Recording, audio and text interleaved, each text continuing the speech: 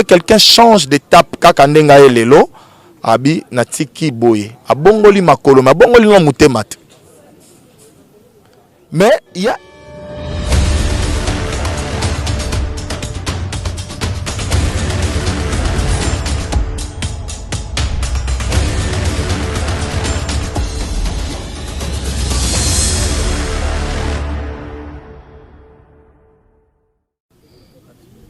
Bonjour fidèles internautes, bienvenue sur votre émission chez Florty. Nakati ya chaîne Abino ya Malunga, chaîne Epesa Abino Batoli ya bien, chaîne Yambela Abino Basani Nzambe ya Kitoko Ado News TV.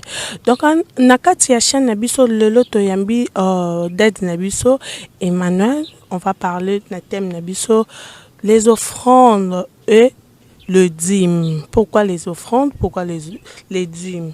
Donc, le penda toninga ayebisela asembola ndeto baka ayebisa biso alimbola biso. Pourquoi les offrandes? Pour nini kaka bana nzambe nde bachaka dîme? Pourquoi pas na kaka pona nini bana nzambe bachaka offrande? Est-ce que c'est normal ya rocha offrande? Est-ce normal ya rocha dîme na biso?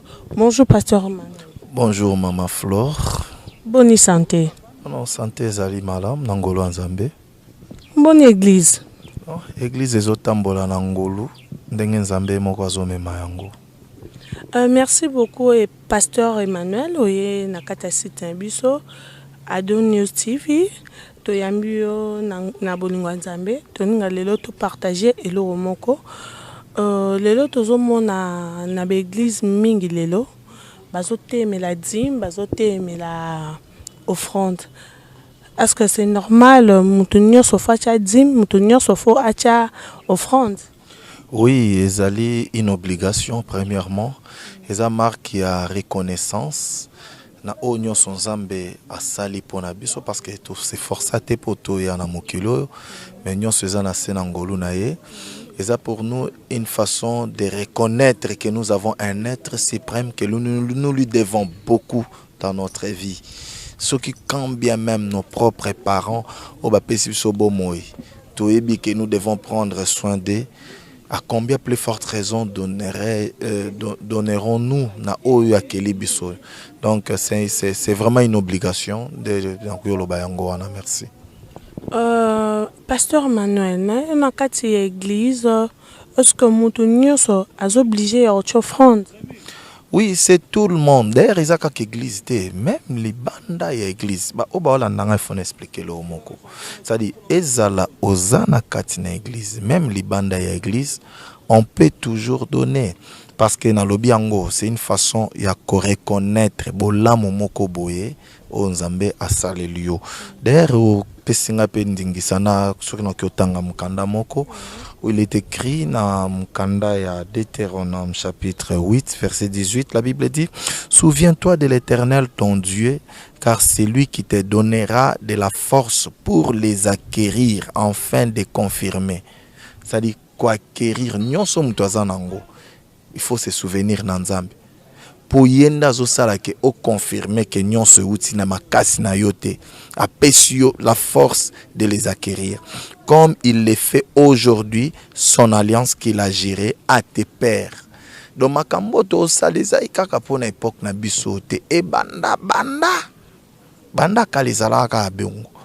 Nous parlons de troc, nous parlons des histoires nyonso eza toujours ça appartenait déjà au passé. Donc depuis les anciens temps, déjà makambo ezala nango. Donc ezala normal. Merci pasteur Emmanuel. Lelo tozomona na kati ya église. Eza mutu mso asala te mais abeta rappeli baku po baninga bachaka dimi, ya chaka dimte. Mutu wana ndenga azwaka te parce que eza mutu mso azwi 10 000. Aotala na nongola 1000 francs na olinga na salelo o mombo e kotsanga manka. Mutu wana seka benite. Te. En fait, il y a zomona ke ekokoti se manka. Mais moi je vais vous dire que ekoti manka na nini. Ekokoti se manka na nini. Zela tozotanga mukanda moko c'est peut-être ndenge nzambe akomema biso par rapport à ce que nous sommes en train de parler. Soko tangi na mukanda ya Jean, je vais voir Jean chapitre 10 verset 17. Jean 10 verset 17. La Bible dit ceci. Le Père m'aime parce que je donne ma vie afin de la reprendre. Bongo ya obanga kopesa pona nini ponzambe nde mtu apesie yango ya pesa penzamba ko sala ke a récupérer eloko moti ko investir na bonzambe penzamba tika obongo. Donc abanga na eloko moko te. Dieu est capable de retour ya kozongisa nyonso to pesa. Donc akotsa na ye azana akotsa na ka oyi azana ngo ekotse mankate. Oyo nyonso azana ngo abanga na été. Souvenez-vous na mukanda 2 Rois chapitre 4, on est en train de parler de la femme, il y a fils de prophète. Elle est allée voir le prophète Élisée. Son mari était mort, mais le créancier est venu à Sengi et Poso en esclave. La Bible dit que la femme tant on comprend que a qui perdre parce que mon bal qui a tiqué kana banana basé espoir né à lobby. Qu'est-ce qu'il a fait? Elle est allée voir le prophète Élisée. Tant on a tourné aux ananines alors que cette femme manquait parce que soit il fallait foutre même les créanciers. La Bible dit elle n'avait rien. Mais quand elle a vu l'homme de Dieu, abandi ko tourner a tourné 4 dans ta maison, abinaka na flacon d'huile. Et le moi mouké la première des choses, c'est la localisation. Elle a identifié l'homme de Dieu. Mais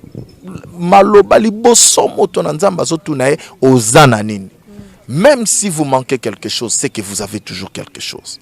Parce que les jours où Dieu voulait opérer les surnaturels dans la vie de Moïse, il a commencé par lui demander « Qu'as-tu dans ta main ?»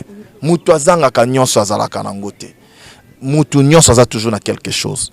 Et Dieu aime celui qui donne. Donc merci, c'est ça.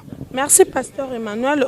Que nakati ya église, même pas une église, les gens battent sous bazara. Ana bozuina e. Ma ata la so abin apesa dimo apparemment neti azo pour misa ba pasteur. Bon, moi je ne pense pas que tant que vous pesa dîme parce que dîme mes amis qu'on a zombie. La Bible l'obite que on donne la dîme.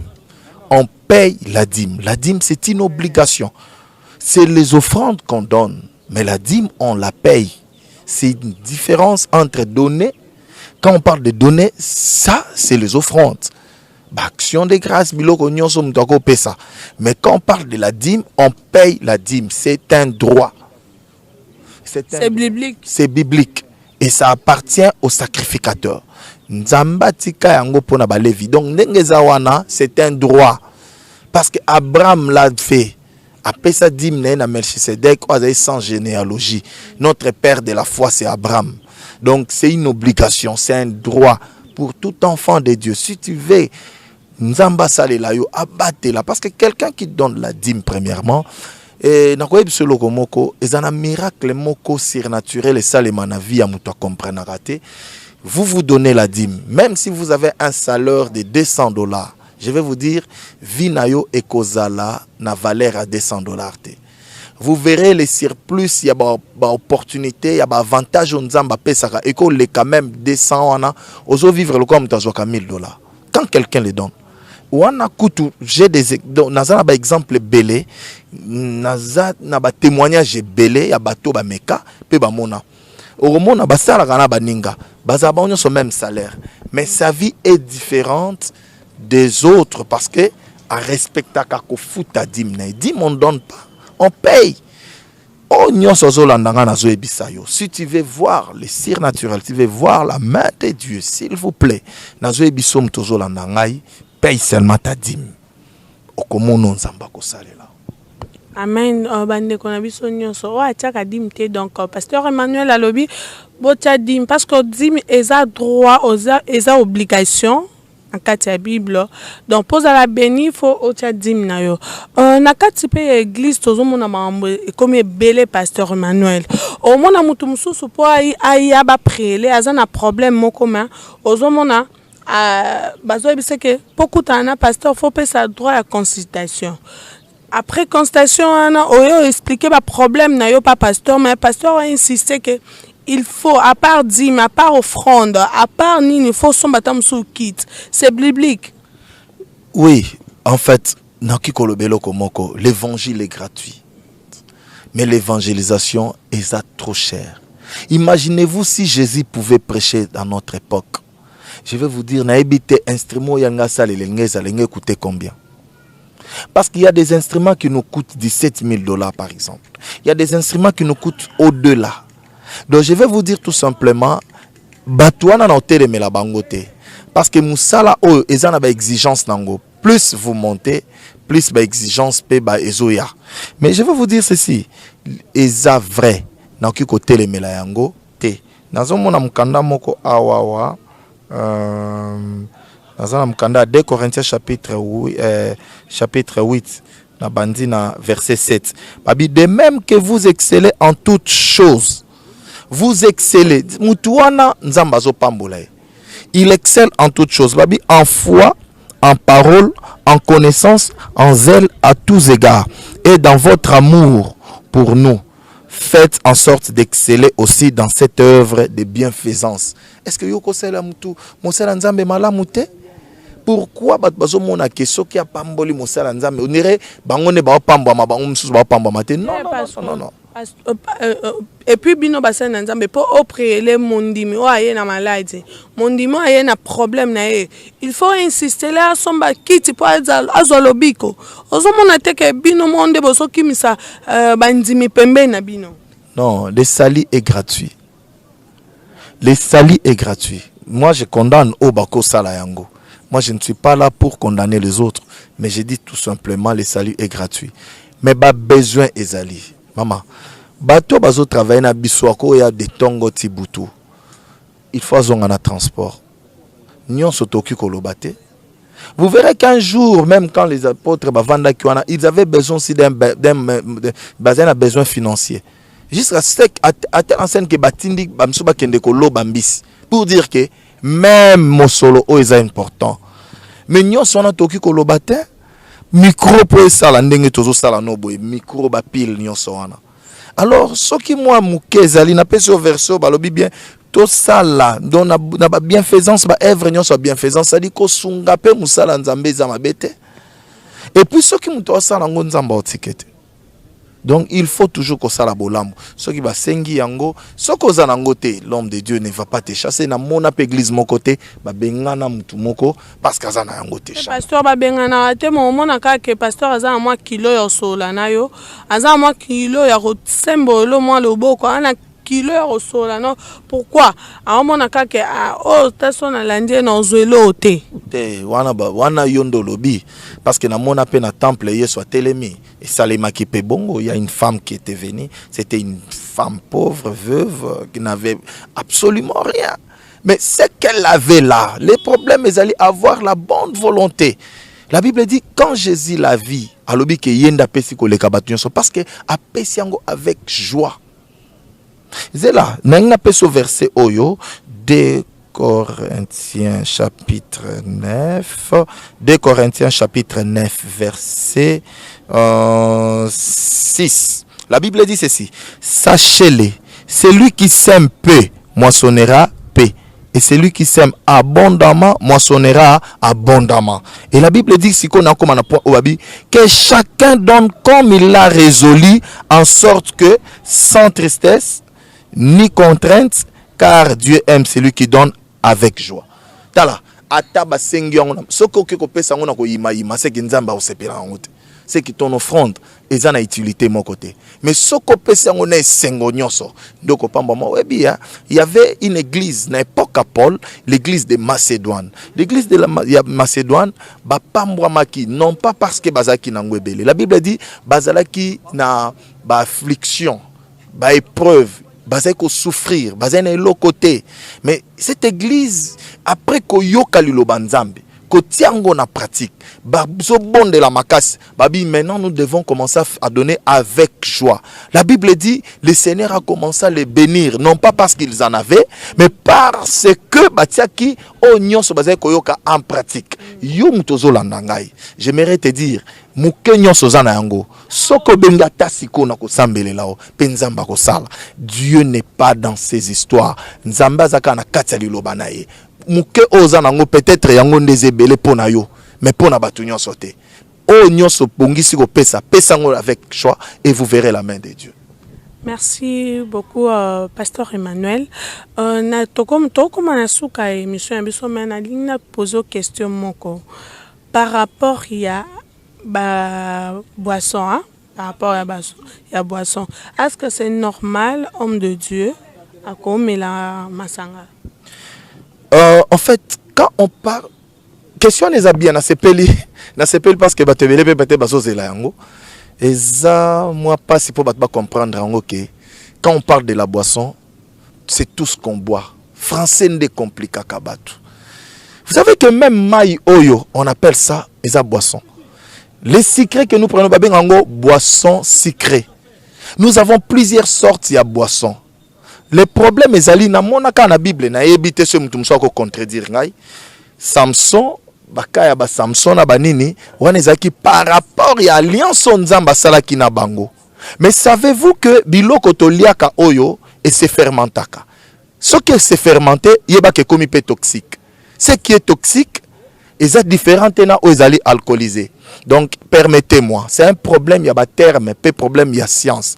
Parce que bato belé bazo sa ba effort à comprendre makambo. Et puis que biloko pe o lali ba est comme toxique, yeba que ils ont nuire pe na santé. Donc on parle de la boisson, non pas une boisson alcoolique.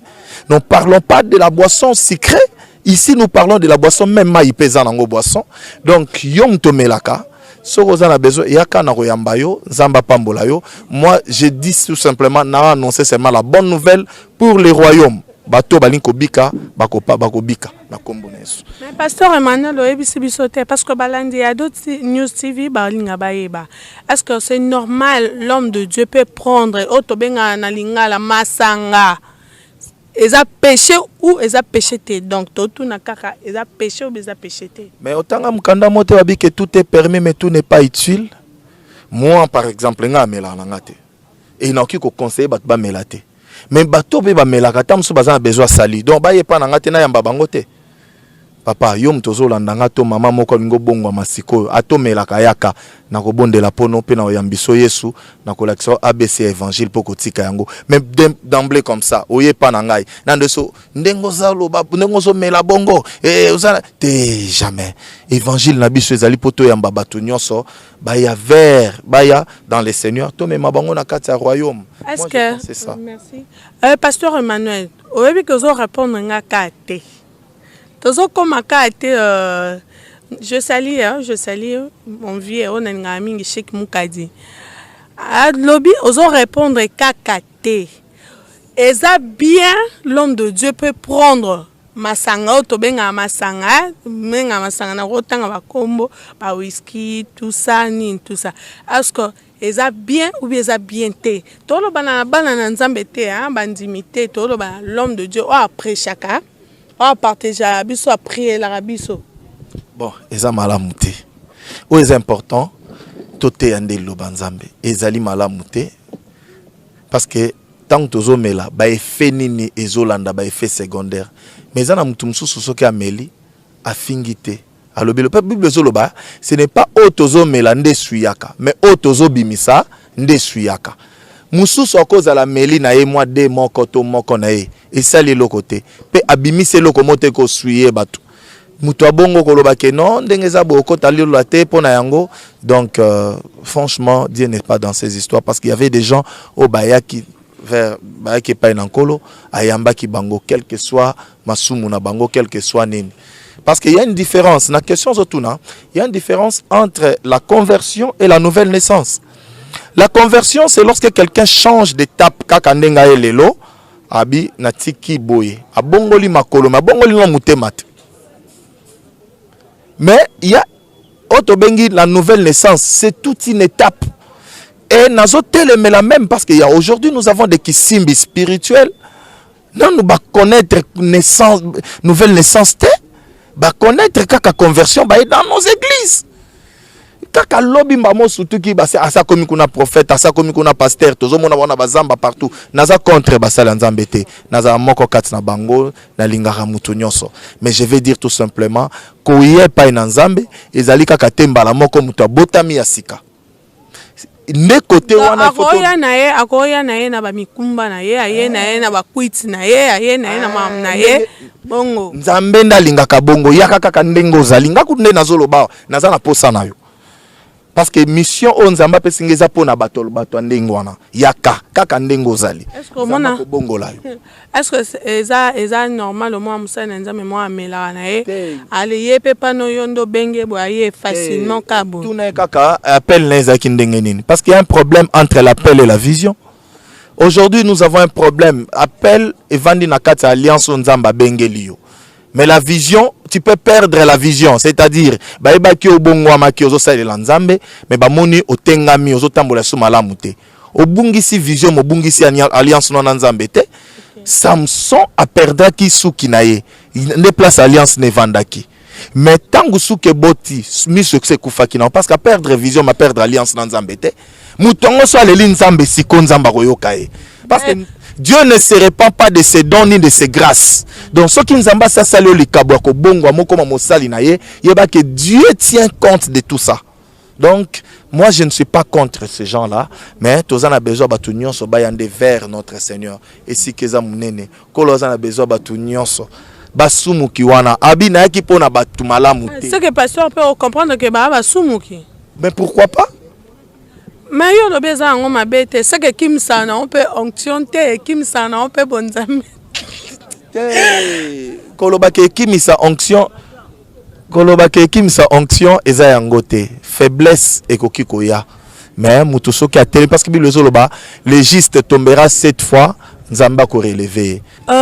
Pasteur ngabenga o mingi date to comme na suka émission na biso liloba nino koloba na bana nzambe o bazana posa na topé sa non numéro de téléphone hein. Ouais, bon o nyoso ngo contacter ngai c'est 090 28 555 76.